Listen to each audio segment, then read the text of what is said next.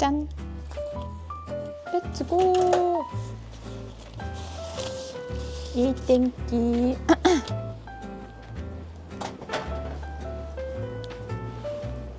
さあ行こうか。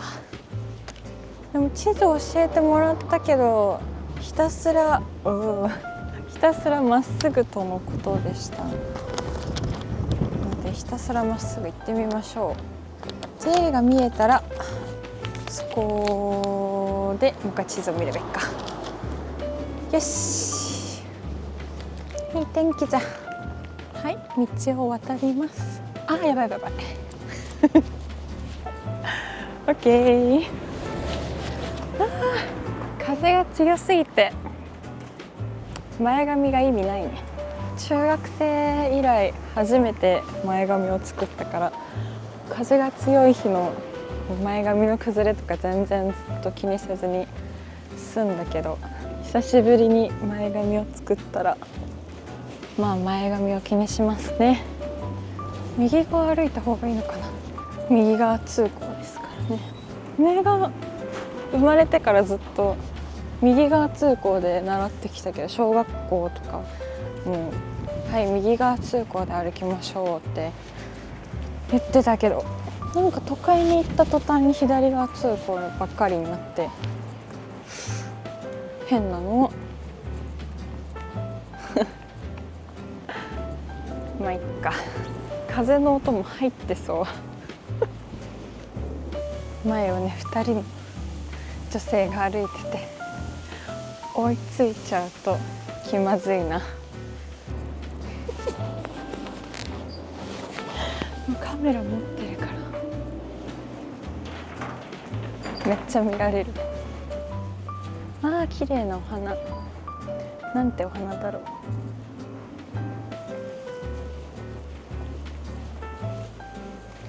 う。いいね、田舎だわ。学生が挨拶してくれるこんにちはって言えばよかった。お、なんか道が狭くなってでも開けてきたよこれ風の音めっちゃ入ってそうやなああ、はい、あ、JA が見えた。 JA が見えました。ということはそろそろ目的地に着くはず。あ、前髪JA の駐車場がね、ここ見えますかね。看板、時計と一緒にある。あ、そう、神社が、そうだ、神社があって大きい通りがあって JA があるからそこかな、その辺かな。一旦渡ってみようかな。あったー、到着。なんだっけ、正月か、正月生クリームどら焼きだそうです。なんかいろいろある。じゃあ入ってみましょうか。じゃじゃーん。はい、お店出て買ってきました。はい、じゃあ帰りましょう。じゃーん。帰りは違う道で帰ってみようかな。あ、ちょうど青やし、違う道を通ってみましょう。唐揚げかな。どっかのお家で唐揚げを作ってるかもしれませんね。でもいい匂い、揚げ物の匂い。生クリームどら焼き買ってきましたね、正月堂さんで量が多すぎて選ぶのが大変でした。なんかこう一番下の段になんだ、定番のものがダーって並んでて、生クリームとかなんだ、あんことか抹茶とか、あとチョコとかあって、でそれより上に期間限定とかコラボの商品とか、とにかくまあ特別な味のものが置いてありましたね。もう選ぶのが大変もしこれが他の2人に当たってたら、2人ともほら甘いものがなんでこんな風強いの、甘いものが好きだから、私の倍は時間がかかってたでしょうね、きっとね。これ12時の鐘？甲州印伝じゃないか、ハンコ屋さん、甲州印伝じゃんここ。あらら、山梨の人がやってるのかな。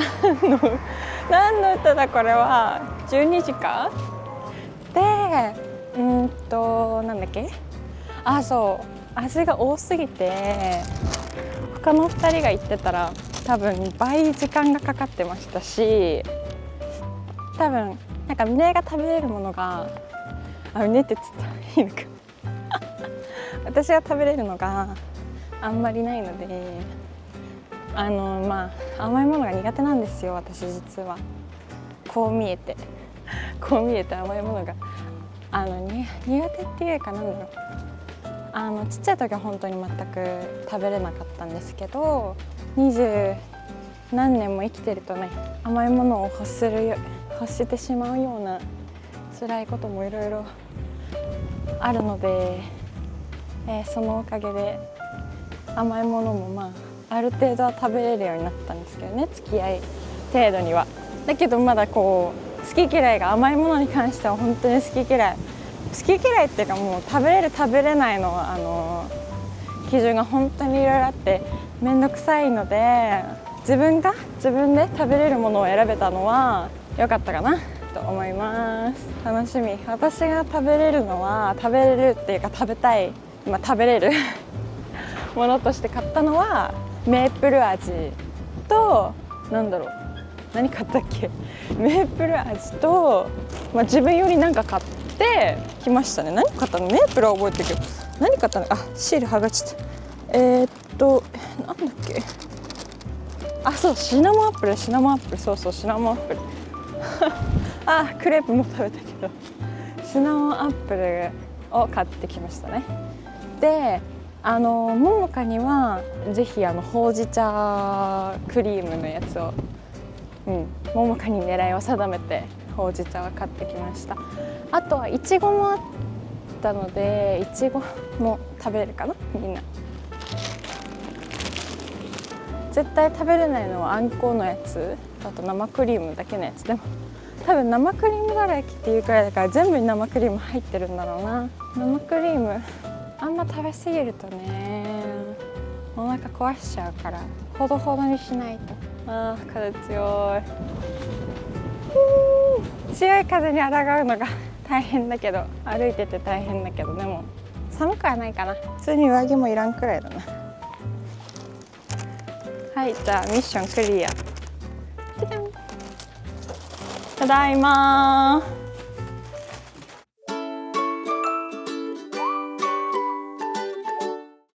行ってきます。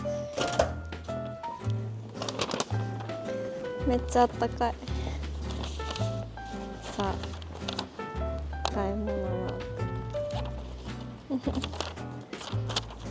私はカネカさんで気になるものを買ってくるです。で、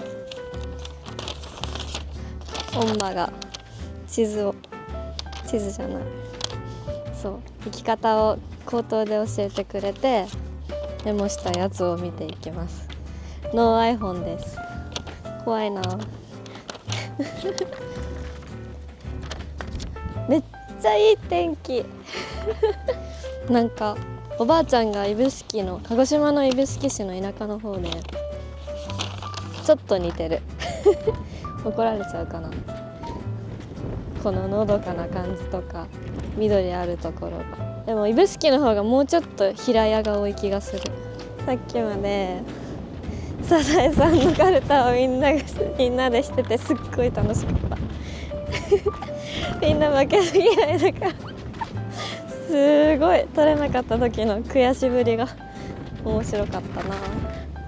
なんか十字路を右に曲がるって、これだね。居酒屋があるからこれこそ。なんか帰ってこれるかな帰ってってこれるか不安だな。おキャー、右に曲がりました。なんか基本海外旅行一人で行ってもほんと Google マップに頼りっぱなしだし、なんか結構ネットない時多いけどなんか近くの Wi-Fi 使って調べたりとかスクリーンショットしたりとかして、あと Google マップはなんかネットなくても見れるから、そうだからネットなしで見てある程度の位置確認できるのはに慣れてるから。しかもなんか村人いないよ第一村人発見できない、歩いてる人いない、みんな車で移動だからさ全然人いない。なんかこうやって都心から離れてさ、こう満員電車で通勤とかさ、なんかアパートとかマンションの一角じゃなくてさ、庭付きの一軒家とかさ、自家用車持ってさ通勤してたりさ、のどかな生活を送るってすごいいいよね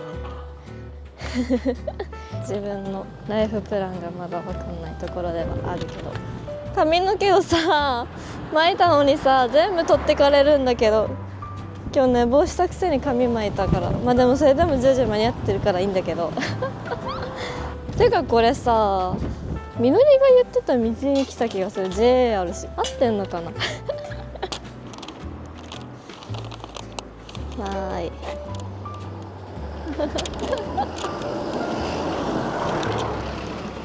見ての通り青空で人は誰も歩いてないよ。こんないい天気なのに。信号あったからそろそろあっていいはずなんだけど、なんかこれ楽しい。でも子供心、冒険心くすぐられるよね、こういうの。あ、でもカネカ駐車場ってあるからありそう。見えるかな。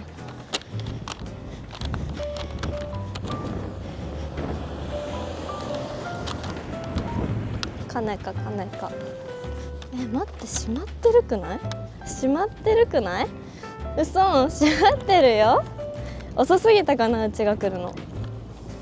閉まってるそんなことある？閉まってました。まさかのお買い物ワーク失敗。閉まってる、閉まってるよ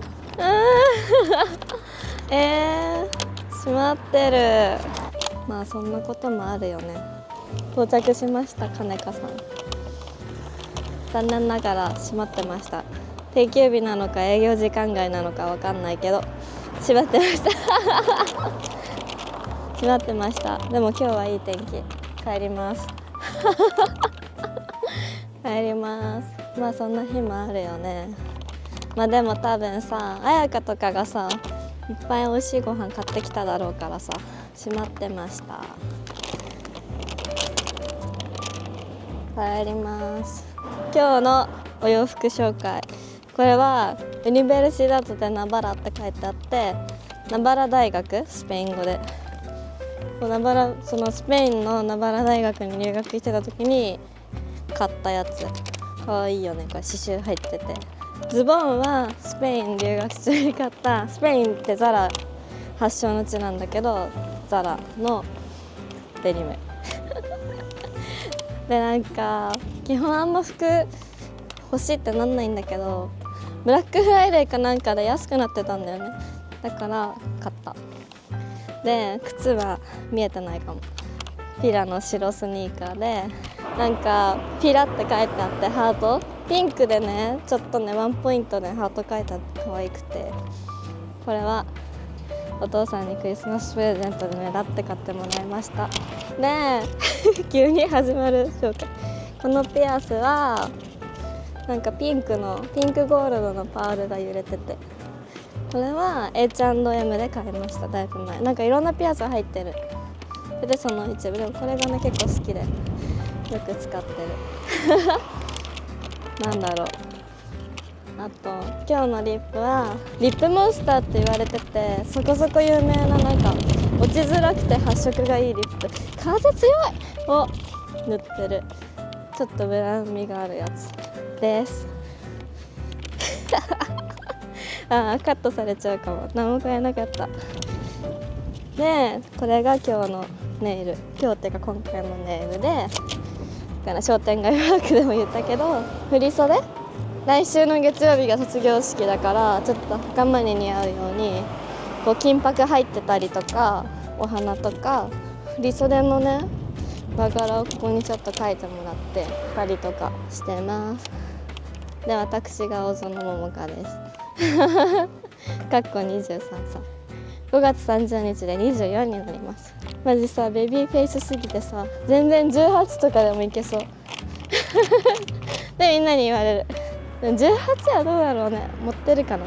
なんかさ社会人ワクワクドキドキって感じ。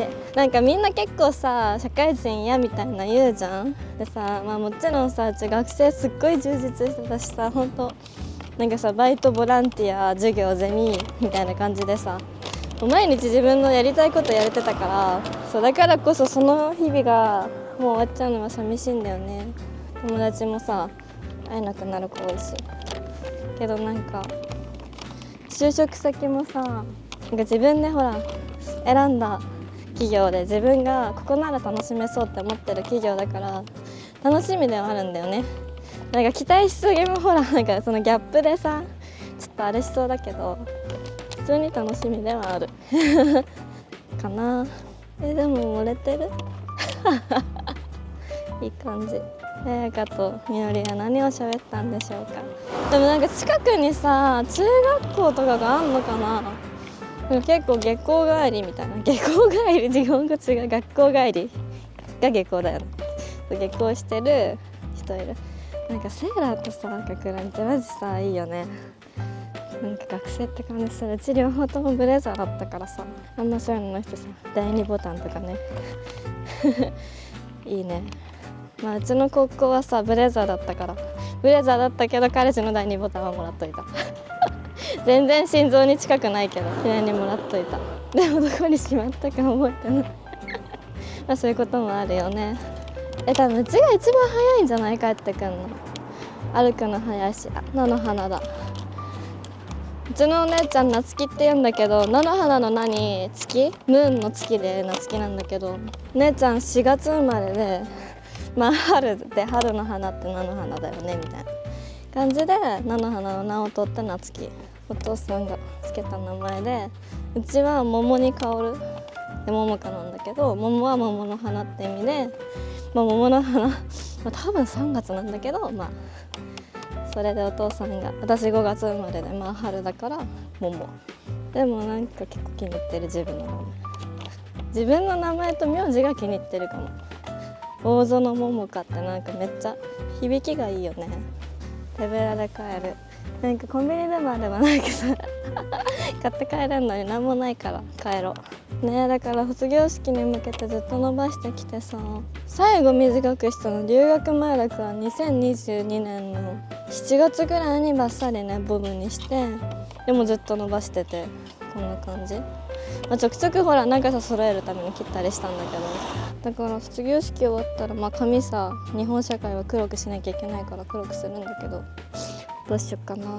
短くしたいけど、でもなんか結べない長さもどうなのかなとか思ったり、ネイルも落とさなきゃいけないし、でもなんか先輩社員の様子見てちょっと徐々に始めてこうかなとか、髪も色をね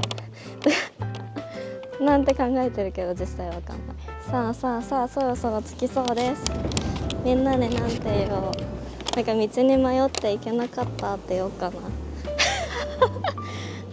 わかんなくて帰ってきちゃったつって絶対みんなに早いって言われる。だってほらでも19分ぐらい撮ってるんだ。ただいま。はてはカルタをやっておるな。ただいま。誰の勝ち？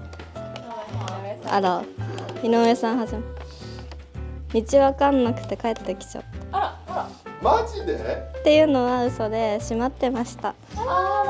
行ったんですけどシャッター降りてて、定休日か営業時間外かわかんないんですけど閉まってて U ターンして帰ってきました。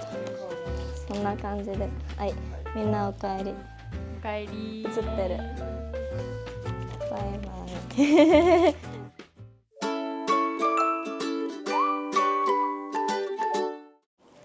さあ帰ってきてすぐ2個目のワーク。鯉に餌をやってくださいって。あんま鯉好きじゃないかも。なんか水族館とか動物園とか苦手なタイプ。まあ個人的なことを言うと、まあこの辺私もう6年前とかかな、高校3年生の卒業した3月この時期に合宿免許でこの辺の自動車学校2週間滞在して、まあ車運転してたんだけど、そうだから縁だよね。すごいびっくりした井上さんがこの辺地元なんてびっくりだよね。あれから6年ぐらい経ったらしいけど、車は一人じゃ運転できませんちょっとずつ頑張ってるんだけどね、怖いんだよね一人だと。今行けるかなってなって今右折できる行けるってなっちゃうね。あと駐車とかも怖いな、車ぶつけそう。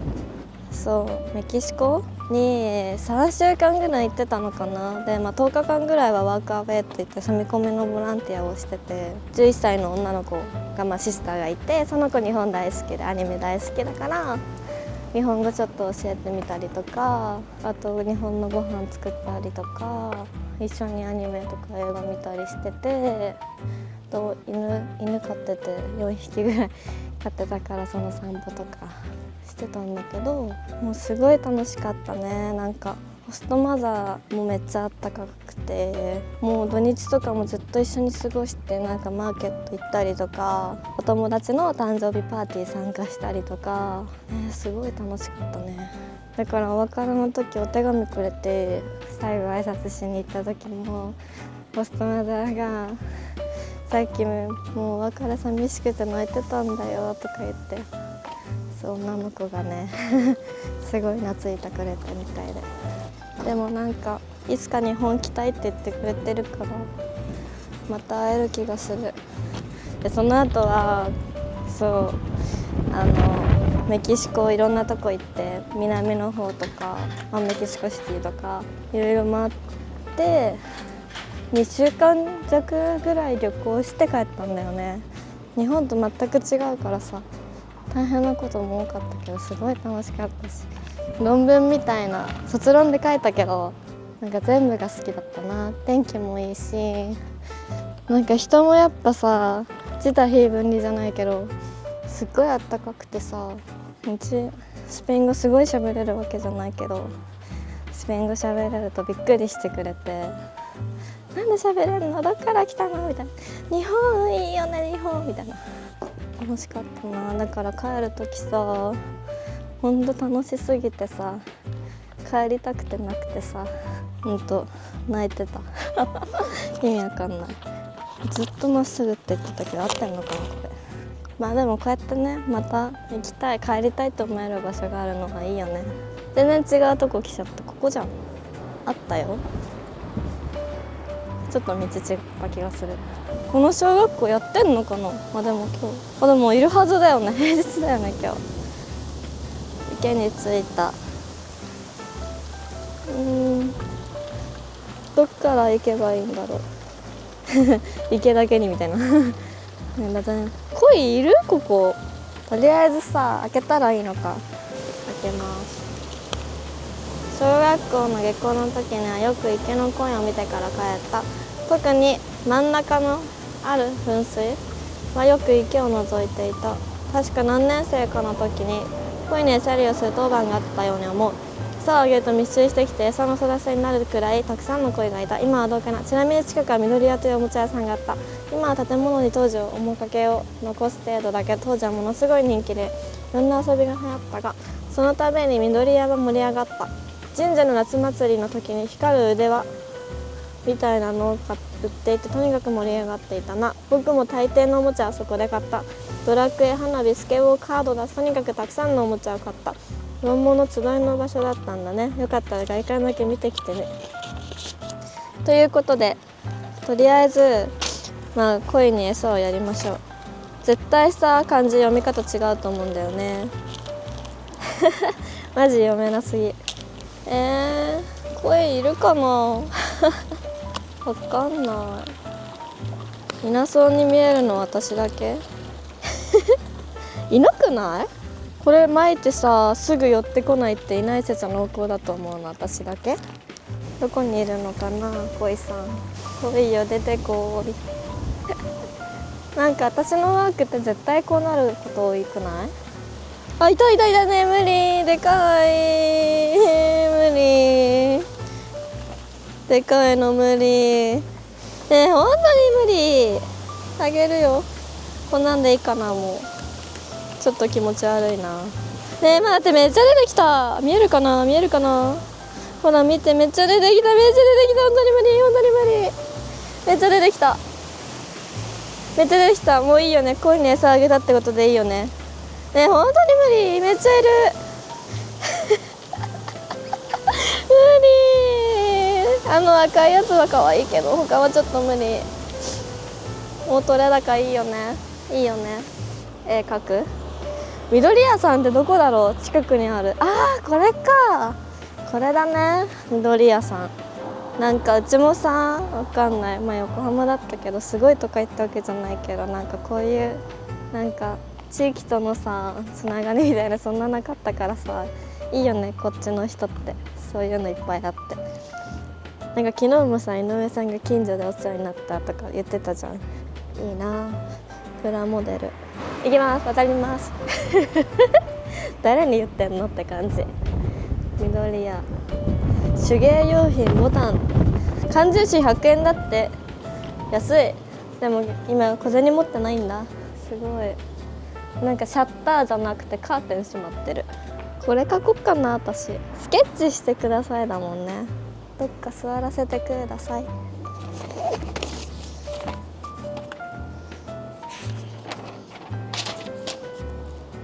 ねえ待って、危ない、びっくりした。色鉛筆忘れたかと思った。これって茶色かな。描くよ。難しいよねって。本当への才能ない左右非対称だし。人出てきたらびっくりするからやめて。なんか屋根のとこにさ、なんかこんな家紋みたいなのがあるんだよね。でもやっぱほら、絵ってさ技術よりさ思いだと思う。思いがこもってるかだよねきっと。そういうこと。こんな雑なことある？なんかここがさビーンってなってて、いやーここからが難しい。足で赤ってあんの？まず色鉛筆赤なくない？赤で塗りたい。赤ない。このさなんかちょっとさ色あせた感じ描きたいな。描けたは描けたけどすっごい雑だなどう？雑すぎるかな。こんな感じであって、まあ特徴は捉えてるよね。どうでしょう。やばい、30分経つ。帰ります。わかんない、きっとこれで任務完了。いた足がしびれた。渡りますこうやって渡る人今時いないよね。ヨーロッパってさ結構信号ないこと多いじゃん。だからこうやってやってさ道路突っ切るんだけどさ、いつも怖いからこうやってあげるとさなんかその時友達と旅行してた日本人の子がね来てくれて、いやそれ通じるの日本だけだからってめっちゃ使われた。またすぐね海外行きたいな。お仕事で行けたらかっこいいよね。思い出は小学校の頃の思い出、なんか確かにドーナツ池っていう池あったの。でもなんかうちは怖いからいつも行かなかったなんかなんかザリガニとかカメとかいたけどうちは怖いから行かなかった。なんか理科でさ魚の解体みたいなするじゃん。なんだっけ、魚なんか中えぐるみたいな、なんて言うんだっけ、解体なんて言うんだろう。それをねやったんだけど、なんかこう無理すぎて、魚って言ってもそんな大きく、でもちょっと大きいか魚で、なんかもうグロすぎて先生に教室で待ってていいよって言われてやらなかった私そう、なんか結構さ医療系の人ってなんだけど、ウサギとかモルモットをさ解体するじゃん。すごいなって思う。まあそりゃね、人を扱うからだけど、自分の血でも無理だもん。なんかスペイン行った時に鼻血がめっちゃ出て止まんなくなったの。でもその自分の鼻血のティッシュ見ただけで無理だったみたいなことがあるんですよ。そうだから基本的になんかグロい系の映画も無理、ゾンビとかも無理。なんかうちってさ、無理なもの多いじゃん。魚とかさ、食べれないものも多いし、なんか生きづらそうな気もするけど全然生きづらくないんだよね。好きなもので好きなことして生きてるもん。なんかさ、レストランとか行ってメニュー見るじゃん。あ、梅入ってる無理、あ、柚子の味する無理みたいな感じなの。でもなんか好きなものはとことん好きなの。卵料理とかさ、いちごとか。そうだから別になんか普通、そんな特段大変なことない。まあ旅館行ってさ、いっぱいご飯出てさ、食べれないものはまあ人より多いと思うんだよ。けどまあ誰かが食べてくれるしっていう末っ子、大園家の末っ子。でもどうだろう、社会人になったらこんなのも食べれないのって思われちゃうのかな。まあそれもご愛嬌ってことでこのマインド続けられるかな。まあでも我が強いからいけそうだよね小学校の思い出話、なんかもう毎日鬼ごっこして、ドッジボールして、ブランコして縄跳びして鉄棒しての日々だった気がする。めっちゃ遊んでた。まあ、ゲームもしたけど、ゲームってよりかマジ走り回ってた気がする。男の子とキャーキャー言ってし、負けず嫌いだったし、まあ、特段なんか足速いとかそういうわけじゃないんだけど、うちはそうなんですよ、負けず嫌いなんですよ。中学の時はさ、卓球部でさ、男子とさ一緒に練習するんだけどさ、まあ男子ってまあ女子よりさ力も強いからさ、球も速かったりするんだけど、もう負けるのが悔しくてさ、もうめっちゃライバル心に勝手に動き出しでめっちゃそう戦ってた、勝負してて、まあおかげだね。なんか私区大会4位とかカデット大会っていう大会で優勝したりとか、まあ、地味にねそうなんだけど、まあ、高校もねチアでね、でもチアは負けず、あ、そうだ、なんかその友達がライバルで負けず嫌いってよりかは、自分自身となんか対抗心みたいな、あー全然今日回らないやとか全然飛べないやみたいな感じで、自分に対する負けず嫌いだった。さあそんなカンナで着きました。32分かかった。ただいま。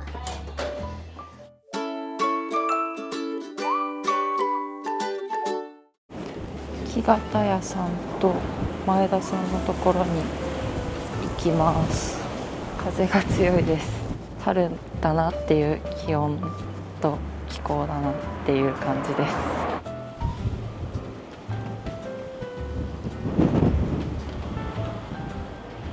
す。で着いたのでエピソードを開きます。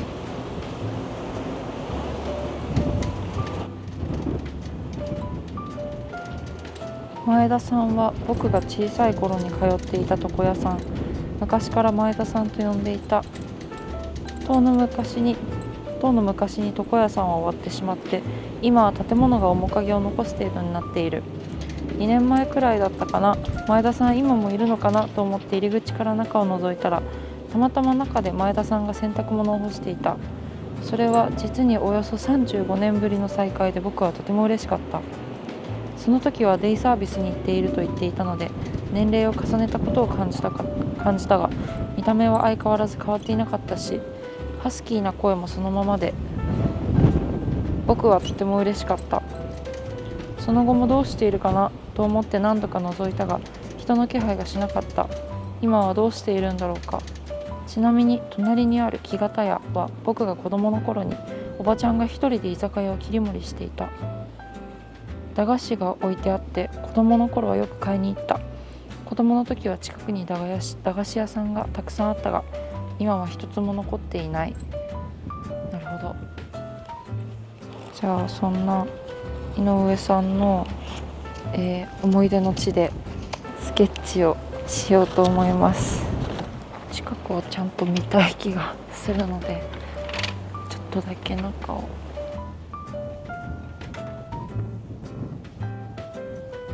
美容院らしくモダンなデザインの感じがします。窓にちょっとステンドグラス的なデザインがありそうだったり、レンガのこのデザインの感じとか、この辺の風景を描こうと思います。風が強すぎるので紙もろくに持てないし、ペンもろくに持てないので、ちょっと続きは清書はお家帰ってからやります。今ちょっと今はこんな感じで書いてます。ちょっと戻ります。せっかく気持ちいい天気なのに風が強いっていうところが春らしいですね。なんか空気はまだ冷たいからそんなに春の匂いはまだしないです。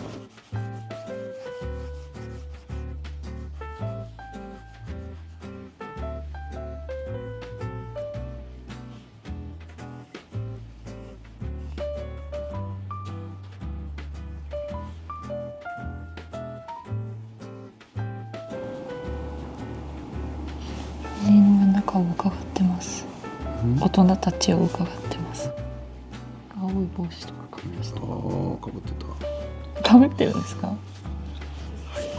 ものすごい下手なこんな感じで書いていただきました。ありがとうございま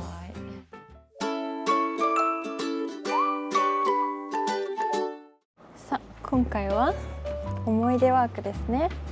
私が3人目です。今回は何も本当にワークに必要なものしか持ってこなかったから身軽ですね。さっきとは反対方向に歩いていて、他の2人よりも近い場所に近いからか3カ所行かねばならない。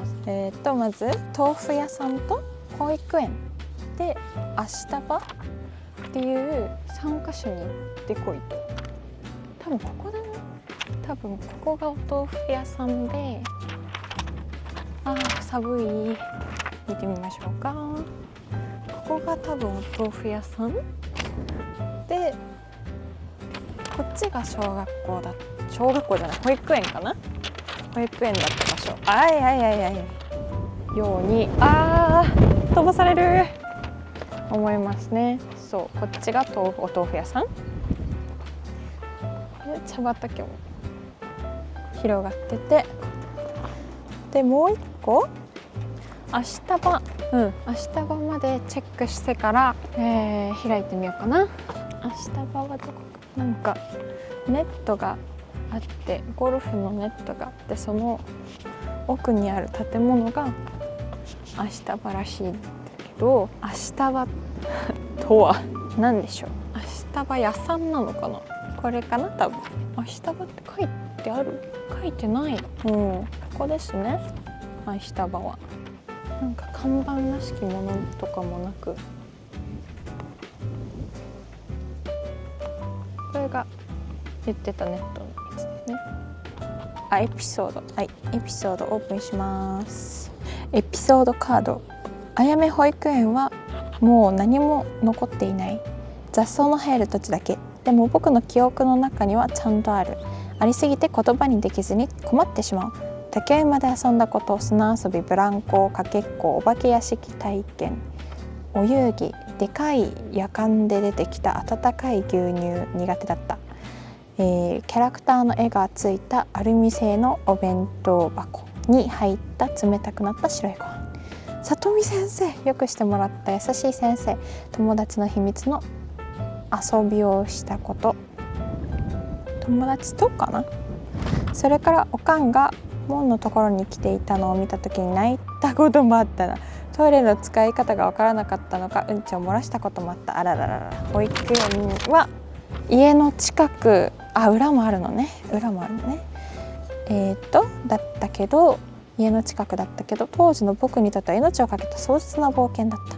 保育園の前にお豆腐屋さんがあって、裏の方、保育園の門の近くで豆腐作りの作業をしていると湯気が上がって豆腐の匂いがしていた。建物はまだ残っている。それから近くにあった足場という喫茶店、昔のいわゆる純喫茶ね。ここは中学生の時によく利用した。暑い夏はクーラーがガンガン効いていたので、よくそこで夏休みの宿題をやっていた。僕はよくガラナとチャーハンを頼んでいた。今は建物は残っている。そのお店のマスターおばさんにはいつか一日でも喫茶店を、復活してもらいたいと思っている。エピソードが多くて書くものが大量になりそうだ。これはたくさん書かないと困ったな。ささっと書けないなこれは。とりあえずじゃあ下場から書こっか。遡る感じで書いてみましょうか。顔が見切れてるね。いっか別に。いい風。今日帰るんだよね。帰る感じしないな。思い出。ダメ。ダメ。よいしょ。困ったもんだ。風が強くて。これ車線が足りないね。パパッと書いて帰ったらお昼ご飯。お腹が空いた。お腹が空いたよ。今日のお昼ご飯はさっきのお買い物ワークで買ったお寿司と生クリームどら焼きがあるから、それを買ってそれを食べて、ここにライトがあって、ライトはでもねつかないと。何色だったかな。ちょっと青っぽいんじゃないかな。なんか昔のってこれ紫じゃん。昔のってなんか黄色も青いけど、電球の色は多分青っぽい感じの。これいいや、紫で青っぽい感じの。これ何の音で？鉄パイプの音ですか。こう開くのね、ドアが。失礼しました。ドアがこうやって開くから、違うかな、なんかちょっと違う気もするけど、開くとして、4等分だ。これは困った。入り口はそうね、暑いのと寒いのが混ざるところだから、赤と青が混ざってると。中はとにかくヒヤヒヤね。この中が天国のように涼しかったんだろうな。でも暗く見えるよね、青だけだと。涼しい色、涼しい薄い緑とか、いいね。涼しいイメージ。なんか冷えピタの色みたい。窓枠があって OK。 そう、明日場さんはこれで完成。じゃん。色のイメージで描きました。はい、じゃあ次、保育園と豆腐屋さん。保育園の豆腐屋さんは同じいつもの紙に描こうかな。おいちゃ。さあ行こう。今何分？15分か。保育園ね。保育園は人によって違うけど、でも私は小学校とかよりは保育園の記憶のがいっぱい残ってる気がする。なんか保育園の友達もみんな同じ保育園に行ってた子はみんな結構こう覚えてて、保育園であったエピソードを。それでなんか大体中学校まで一緒に通ってたけど、その子たちとは集まると保育園にこういうことあったよね、ああいうことあったよねって話をして盛り上がってましたね。 OK。 風で倒れたらごめんなさい。何で遊んだ？ブランコとかで遊んでって書いてあるね。そうしよっか。そうしよっかっていうのは、お母さんがお迎えに来た時に大泣きした。その情景は私もよくわかるな。帰りたくなくて、友達とずっと遊んでたくてなんで迎えに来るの？なんで今迎えに来るの？今いいところだったのにってめっちゃ言ってた気がするねえ、なんか来てほしい時には来てくれなくて、来てほしくない時には来られて、なんてタイミングの悪い。私の絵はですね、全部なんて言ったら一人称視点っていうの、井上少年視点で描いております。彩香の絵はね、井上さんも入ってて、第三者目線の絵だったけど、私は井上少年目線の絵を描きます。そうで、きっと門があるんだよね。今はないけど、保育園の門ってどんな感じ？カラフル？保育園の門ってどんな感じかな。保育園の門、黄色とかそういう感じな気がする。黄色っぽいね。何幼稚園だっけ？何保育園だっけ？何保育園だっけ？あやめ保育園か。あやめってじゃあ紫？青？こんな感じの色かな。じゃあもしかしたらクラスの名前とかはお花の名前かな。私のクラスの名前は、保育園の時のクラスの名前はお花でした。小さい時からチューリップ、スミレ、タンポポ、桜、ひまわりでしたね。懐かしいな。エピソードちゃんと見ないと。お豆腐の門の近く、裏の方ってことは建物の反対側にあったのかな。でここに迎えが来るんでしょ。ここに迎えが来るのが見えてるってことは外で遊んでたのね。で何があったって言ってたっけ。竹馬があったり、砂遊びブランコかけっこ。竹馬でも描くか。竹馬は緑。竹馬でも描こう。竹馬があって、砂場はこっちに作ろうかな。カラフルにしよう。なんでカラフルにするかっていうと、この保育園の中はパラダイス、楽しいところだけど、家の外はもうすごい、アドベンチャーだけど、でも親が迎え来た時だから帰りたくないからもう外は本当にもう行きたくないところっていうイメージで、バケツでも描くか。どんくらい経ってるのかな。スコップも描こうかな。で外が夕方かわかんないけど、とりあえず空を描いて、空が青いはずなんだけど、すごい嫌に見える。黒とかすごい暗く見える。なんでかって、帰りたくないからさ。黒くどよめいてて、あれ描くの忘れた。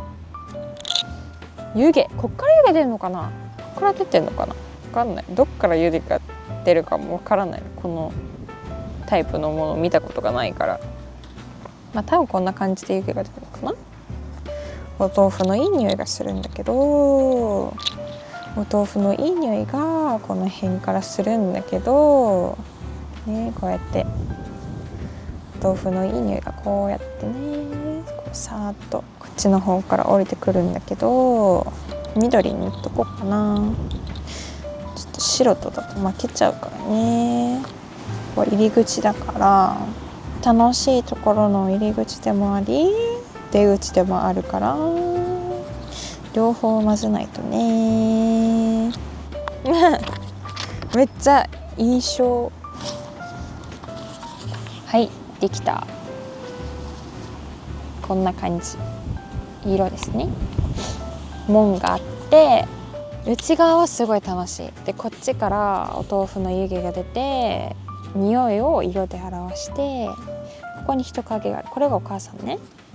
だけどあっちの門の向こうは帰りたくない、あんなまだ帰りたくないっていうのを色で、ね、手前は保育園はカラフルでしょ。こんな感じで表してみました。よし、どんくらい経った？あら、もうこんなに経ってる。帰らないと。冒険だった。近いけど冒険だった道をたどりますか。きっと当時井上少年もこんな風にお腹を空かせて帰ったのでしょう。お腹空いた本当に。こんにちは。こうやって挨拶もして地域の人と過ごしたんでしょうね。あ、戻りました。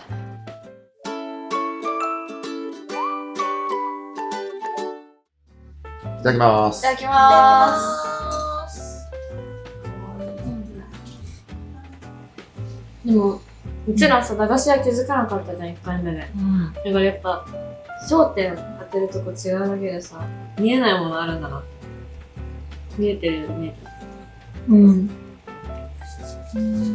なんかここも知ってる人だからさ、そう慣れてきちゃった感はもしかしたらあるのかもしれない。一番最初の学校でやったやつはすごいね、ある緊張した。めっちゃ入れるじゃないですか。どうだろう。そんな緊張してる感じでした？まあそれはね。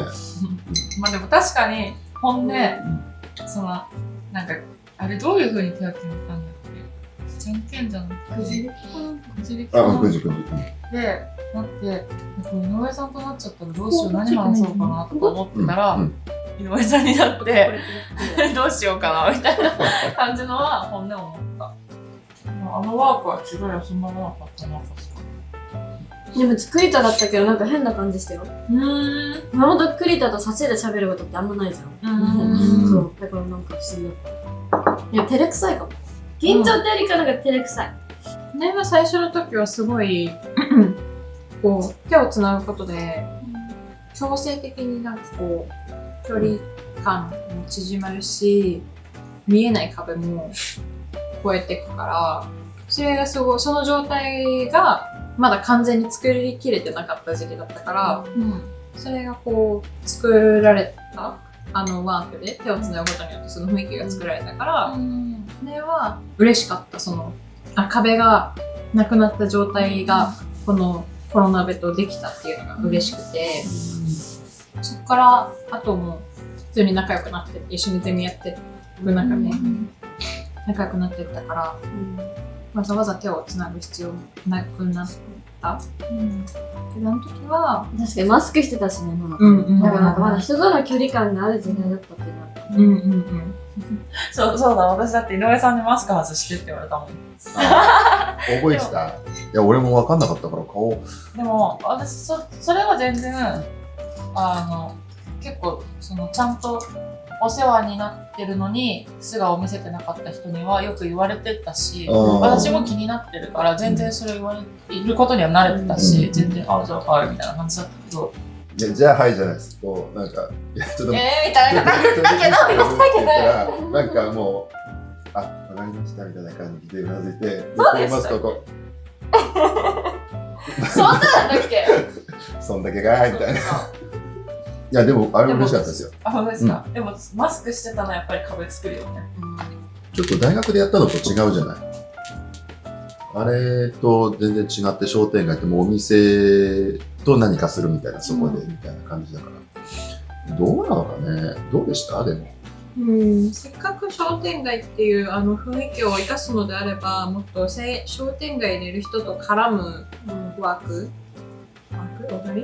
でもよかったんじゃないかなと思う。お店の人？そう。人ね。うちらの中で完結しちゃう内容だったから。例えばなんか人気ナンバーワンのお店を探すだったら人に声かけて有名なものなんですか？そういうのがあればもうちょっと。なるほど、ね。それをする勇気ないかもしれない私。そうだね。ましてペアワークだから入れてもよかったね。それは迷ったんですよ。人と話をしてきてください的なやつで、今回一人ワークもなかったよね。なんか歩いてる人いなかった。みんな車。でも途中高校生学生っぽい人いたけど。そうそう。ほとんどいないです歩いてる人。ただお店に行った人はお店の人とちょっと話をしてきてとかっていうのを考えたんですけどね。でも中も撮影できるかわかんないか。でも挨拶したのより、学生とおばさん。さっき？ストーリーワーク。こんにちはって。これはちょっと栗田と前の時も同じワークやったんですよ。この一人で。割と似てる。似てて、まあお買い物ワークもやってもらったんだけど、マイナがここに行ったんですよ。うん。で、その時は、二人に、この旅で、全部使い切ってくださいみたいなもので、映るんですを一人ずつ渡したんですよ。おー、面白い。で、記念のなんか写すごいです。真撮って自分のみたいな。 27枚を決める。あ、そうそうそうそう。面白い。ほんで、それは後で、まあ僕は現像しようと思ったけど、うちらで現像しますみたいなことで、後で僕がデータもらっただけだったんだけど、それやった時に、マイナのここの人と写真撮って帰ってきて、うん。一緒にマイナス取れそうだもん。撮れる。あの人と。撮るんですか、自撮り？こうやってやってたよ。うわまだまだいけるよ。けど難しいんだよね。だけど、全然ほぼ映ってなかったけど。そうそう、お店の人と関わるぐらいかな。あ、でもそれ入れてもよかったね。ワークのタスクの中でどれが一番良かったですか？気になる匂い好きだった。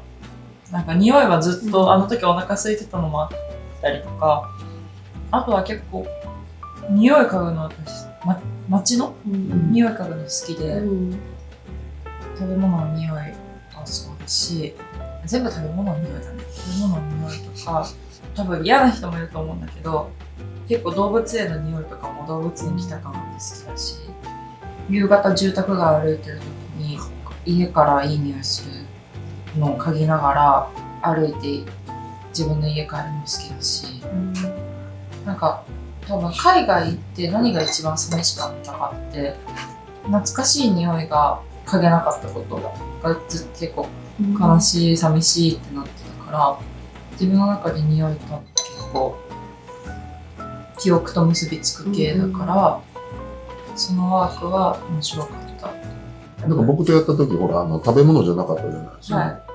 だから小学校の匂いっていう記憶。うん。で、あれ、いい匂い。あれいい匂いです。うん。あれかもしれない。気になるもの買ってきてください系。買え買えなかったけどね。なんかほら、指定がない分さ、なんか自由に自分選んでいいの。まあ、いけなかった。いろ梅は、音かな。全然なかったけど。全然なかったけど。なんかすごい、これだって感じがしたから、見つけた時にすごい嬉しかったし、なんかちょうどこの旅行の間に、音楽立ちでいつもイヤホンつけて曲聴いてるからそれを今回はちょっとやめようと思ってやめるっていうか一回休憩しようと思って耳をだからいつも多くは持ち歩いてるんだけど、置いてきた今回はどうでした？音楽立ちしてみて。まあどうせね頭の中でずっと流れてるんで私は気づいたら口ずさんだりとかしてるしこっちに来てる間も何回も鼻歌歌ったりもしてたから結局頭の中にはずっと音楽は流れてるけど、でもいつも耳を使ってる分他の部分が使えたかななんとなくそんな気がする、こういうのあったらよかったみたいなのある？思い出マークを自分たちの思い出も語る場があったら面白かった。うち勝手に語ってたよ。でも一人勝手に語ったんだ歩きながら。けど。そうそう、なんか後後で、といえば、ドーナツ池が、つって。身をかき自分の思い出喋ったけど、一人で。なんか、後々わかると思うけど、なんかでも今、思い出にしちゃってるのは今だったから、それをなんか共有するの。みんなの小学生って言えばとか、を聞いたら、みんなが一緒にいない時期の話だから、これを聞いても面白いかな。